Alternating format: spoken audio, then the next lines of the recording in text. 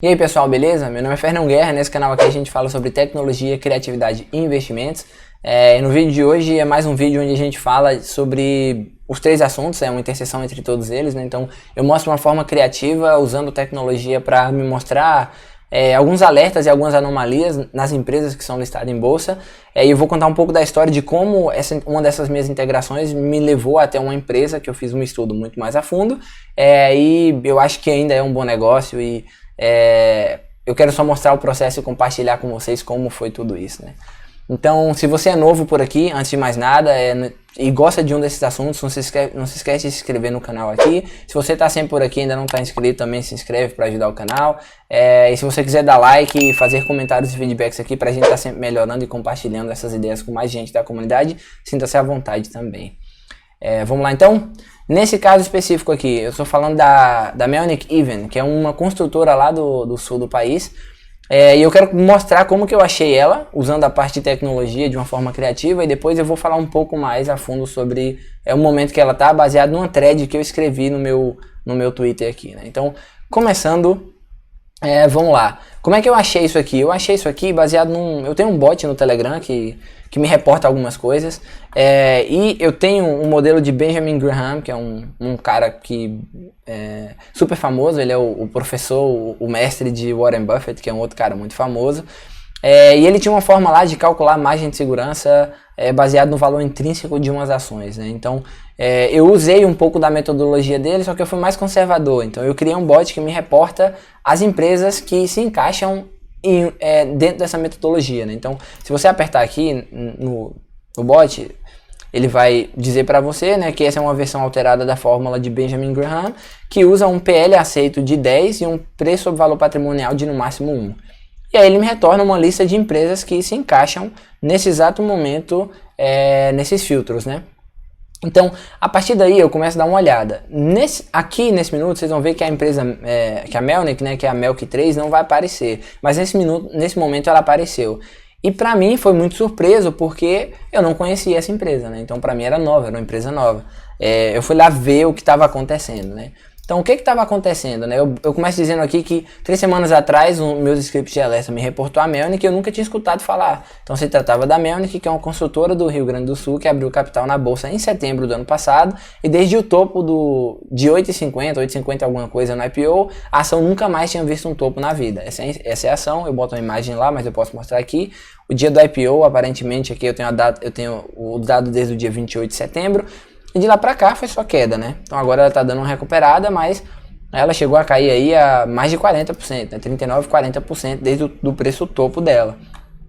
E o que me chamou a atenção não foi o gráfico, assim, porque eu não olho o preço em si de tela, senão que o valor, né? Então quando eu fui olhar, eu fui tentar entender o que estava acontecendo. Como ela tinha um preço sobre valor patrimonial abaixo de 1, hoje você vai ver que está acima de 1, né? Porque ela está subindo, já está 5,91. Mas naquele minuto eu acho que ela estava 5,5, então o preço sobre valor patrimonial, ele está tirando de outra coluna. O preço sobre valor patrimonial estava menor do que isso, estava abaixo de 1, né? E eu fui tentar olhar, porque era uma empresa que não tinha muita dívida, isso foi o que eu percebi, e eu tive algumas outras boas surpresas lá na frente. Então eu falo aqui que eu não sou especialista em IPO, mas eu acho que uma galera pegou mais barato e estava vendendo no dia. Então eu mostro um pouco do gráfico aqui, que é o maior volume de venda e compra também. Você pode ver que de transações foi nesse dia aqui, no primeiro dia do IPO. Então a galera estava desovando, a galera que pegou talvez mais barato na primeira, de alguma forma, né? Eu falo que eu não sou especialista, mas eu sei fazer conta básica, né? Então essa é a lógica que eu usei. Então quando você olha a proposta da Melnick, a gente vai dizer aqui, ó, que a proposta deles era basicamente comprar terreno, aproveitando um cenário de juro até então baixo, né? E algumas oportunidades. Eles compraram um terreno icônico lá, numa área super boa em Porto Alegre, e eles fizeram isso, guardaram. Então eles iam usar 55% para aquisição de terrenos, reforçar o caixa da companhia, e talvez pagar algumas dívidas e algumas coisas assim, né? O que a gente está mostrando por aqui. E foi o que eles fizeram no outro quarter, né? Lembrando que até então aqui eu não tinha o resultado final do último quarter de 2020. Mas então, a empresa, ela é líder de mercado em Porto Alegre, tem 20% e mais de 50 anos de história. Então ela abriu capital para fazer tudo isso. E o interessante é que em um minuto a Even ela meio que adquiriu grande parte da Melnick e fez dela meio que o braço dela no sul do país, né? Aí vem uma construtora mais conhecida aqui pro pessoal do Sudeste. O que eu achei e o que eu comentei de interessante aqui, reforça um pouco da qualidade, é que hoje o CEO da Even é um Melnick. Então mostra um pouco do DNA de uma boa gestão, né? Fazer isso, como é que uma empresa que é adquirida hoje tem um CEO da empresa que adquiriu, né? Então isso alguém um sócio, né? Então isso é interessante, assim. Eu coloco aqui dizendo que o mundo dá voltas, né? Então outra coisa que eu fui olhar é assim, cara, eles têm uma nota de 8.2 no Reclame Aqui, então mostra um pouco do compromisso dele com os clientes, com o serviço, né? E eu tô falando do sul do país, né? E aqui eu faço uma brincadeira de que você já tentou deixar uma pessoa feliz, uma pessoa do sul do país feliz? Então é mais difícil agradar essa galera do que qualquer outra pessoa no país. E esse 8.2 deveria ser maior. E aqui eu já falo um outro ponto que para mim foi muito interessante, né? Então a empresa é lucrativa, ela tem um land bank de 3.7 bi e escutando o código de resultados em Q3, o CFO lá, o diretor financeiro, criou um slide só para falar para a galera que nesse exato momento o que eles tinham de ativo líquido era maior do que o valor de mercado. E nesse minuto a empresa valia ao redor de 6 e alguma coisa. Então deixa eu ver se dá pra gente escutar aqui. Eu vou botar... Um meio de ativo líquido, repetindo, com bastante qualidade, como a gente quebra entre a liquidez dos nossos ativos e os nossos passivos. Importante ressaltar que hoje o nosso market cap se encontra abaixo desse 1,5 do valor dos nossos ativos líquidos.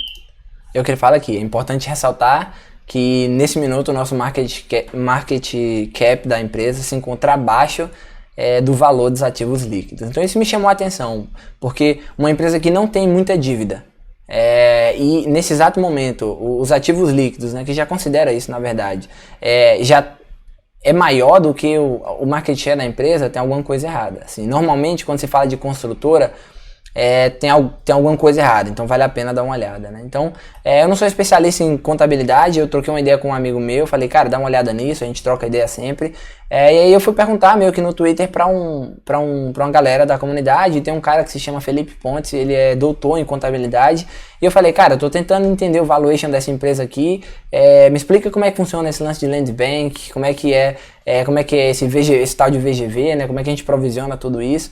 E ele explicou pra gente como isso funciona e na minha cabeça fazia muito mais sentido ainda, né? Então assim, a empresa estava barata, valia menos do que o valor, do que os ativos que ela tem, né, hoje.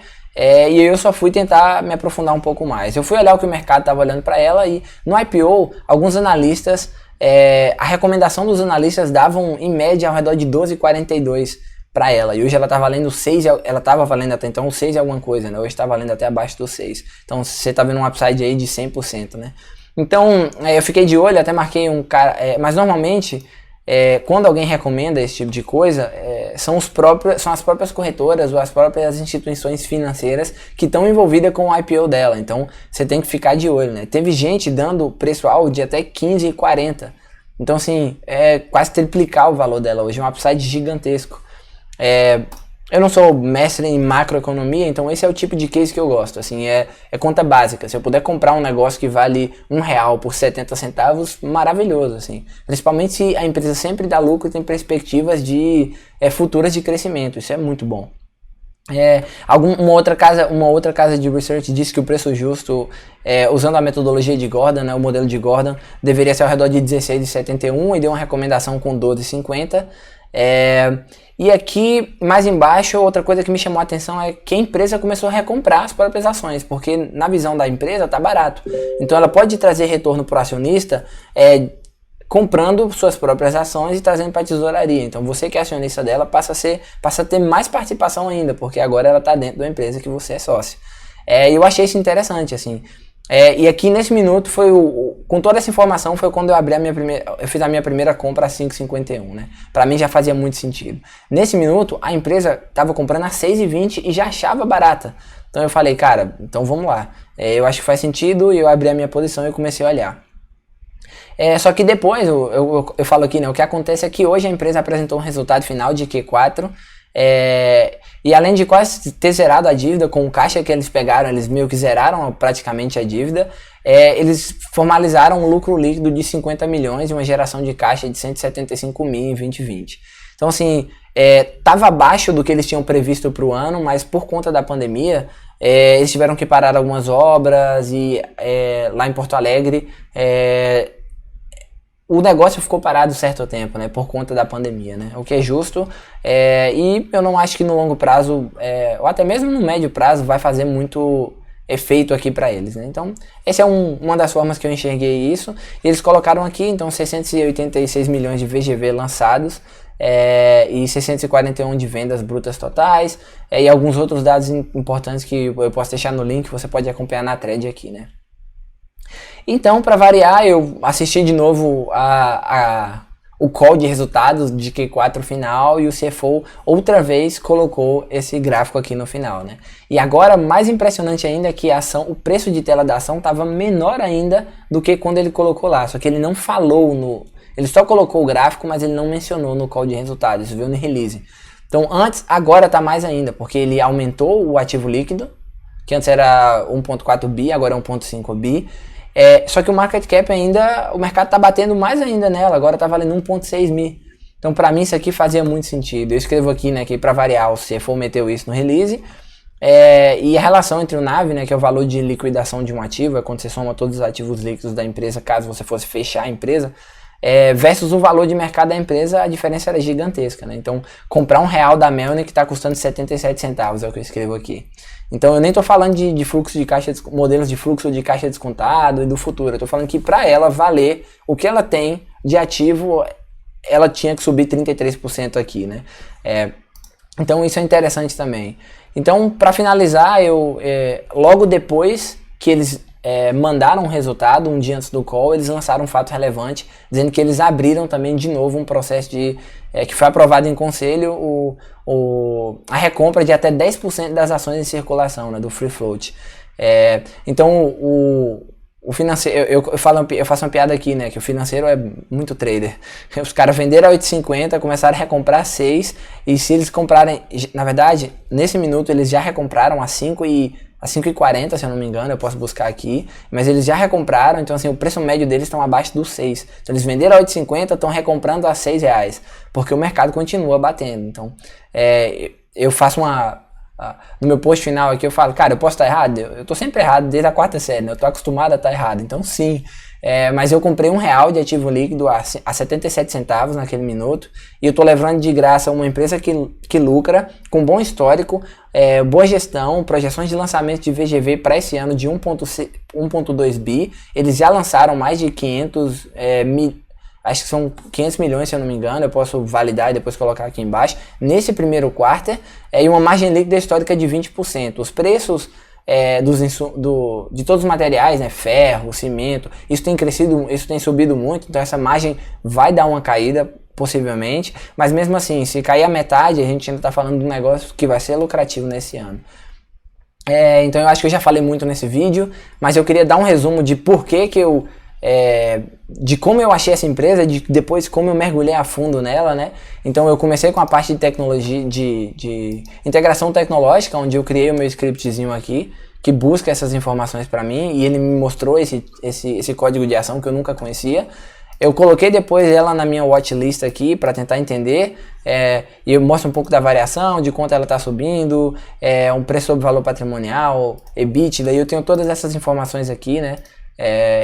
Eu faço um web scraping de diversas fontes de dados, de ações, e do Status Invest, do Fundamentos, eu tenho até outros novos aqui que eu chamo de extra e às vezes eu pego. E depois que eu fiz tudo isso, eu fui entender a fundo a empresa, né? A fundo assim, claro que eu não sou o especialista da empresa, mas eu fui fazer o que um analista normalmente faz. Que é, cara, deixa eu olhar os releases, deixa eu assistir os calls de resultados, e eu fui entender. E pra mim faz muito sentido, e você olhando ela hoje, então assim, todas essas linhas vermelhas aqui são as linhas de compra, que eu coloco aqui embaixo. Então eu comecei a comprar 5,40 e algo que eu falei, depois ela caiu mais um pouco ainda, eu comprei um pouco mais, e hoje ela já tá aqui, né? Então, do fundo lá, a minha compra pra cá, tem quase 10% já pra subir, mas olhando o valor dela, que ela tem de ativo líquido, e eu nem estou falando de fluxo de caixa descontado, para ela valer, para ela chegar num preço ou valor patrimonial um preço sobre os ativos líquidos da empresa, né? Ela tem que valer 7,20. Então, hoje ainda, daqui para lá, segundo a minha visão, tem um upside maior de 20% ainda. Fora o que ela vai crescer, o que ela pode crescer, né? Então, hoje, o preço médio de recomendação dessa ação está acima dos 9. Acho que, se eu não me engano, se você for no próprio site dela lá, você vai achar que vai estar um pouco acima. A XP está recomendando a 9, algumas outras casas estão recomendando até a 15, se eu não me engano. Então, assim, é uma empresa para você ficar de olho. Esses são os meus 2 centavos em relação a essa empresa. Se você tem alguma coisa para adicionar na análise, pode escrever aqui embaixo. E no vídeo de hoje é isso. Eu espero que vocês tenham gostado e até a próxima.